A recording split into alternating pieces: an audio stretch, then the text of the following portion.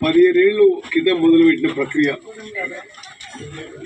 మధ్యలో 10 ఏళ్ల టీఆర్ఎస్ ప్రభుత్వంలో ఈ మొత్తం హౌసింగ్ కాలనీ ప్రాజెక్టు ఆగిపోతుంది. అదే టీఆర్ఎస్ ప్రభుత్వం కొనసాగుంటే డంపింగ్ యార్డ్గా మార్చబడింది. ఏమరత్ అది అంటే నేను కట్టిస్తే నాకేదో క్రెడిట్ వస్తుందని చెప్పి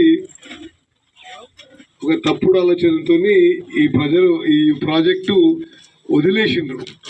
మళ్ళా మేము గవర్నమెంట్ వచ్చి నేను మంత్రి అయిన తర్వాత అనేక దఫాలుగా అమౌంట్ మంజూరు చేసి ఈ మొత్తం ప్రాజెక్ట్ కాస్ట్ అంటే భూమి విలువ కానీ కన్స్ట్రక్షన్ కానీ కామన్ ఇన్ఫ్రాస్ట్రక్చర్ అంటే ఎలక్ట్రిసిటీ వాటరు అది roads drains school building anganwadi కేంద్రము హాస్పిటల్ అన్నీ కలిపితే ఇది ఆల్మోస్ట్ 200 కోట్ల వరకు వస్తుంది.